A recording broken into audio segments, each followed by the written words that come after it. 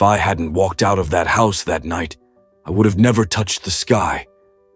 That's how my story begins, not with a celebration, but with a broken heart and a bag full of dreams. It was 35 years ago, in a small American town where people believed that dreams didn't pay bills.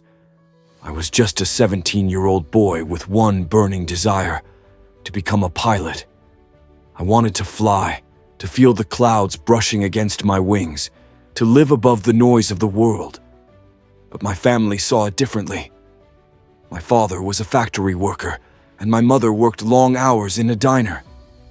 We weren't poor, but we were barely making it. So when I told them I wanted to join a flight academy, my father slammed his fist on the table. "Stop dreaming, son. We don't have money for that nonsense. Get a real job." Those words cut deeper than I can ever describe.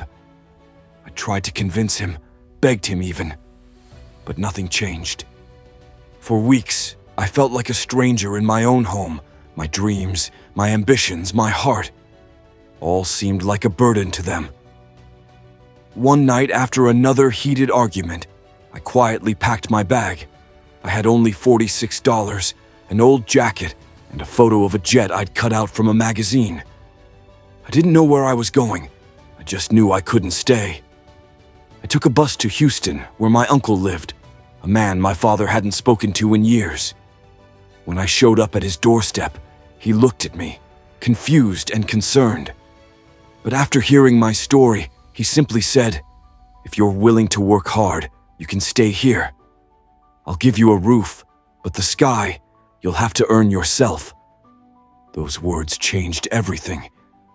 I took up 2 part-time jobs, one at a gas station and another cleaning airplanes at a local airstrip.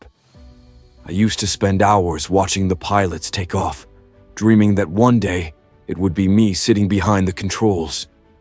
After a year of saving every dollar, I finally enrolled in flight school. It wasn't easy. I failed my first flight test, crashed a simulator twice, and once even thought about quitting. But every time I felt like giving up, I remembered my father's words: "Dreams don't pay bills." And I promised myself, I'll prove they do. 4 years later, I graduated as one of the top students in my academy.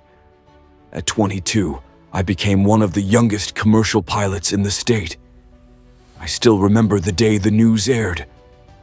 Youngest pilot takes off to chase his dreams. My father saw that broadcast. That evening, he called me for the first time in 5 years. There was silence on the line for a long time.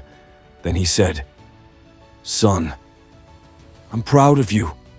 Those words, the same voice that once broke me, healed me completely that day. Now I'm an old man telling you this story not to impress you, but to remind you of something important. Sometimes the world won't believe in your dream until you make it real. Don't wait for approval. Don't wait for support. Because your wings are yours alone. And once you spread them, even the people who doubted you will look up in awe.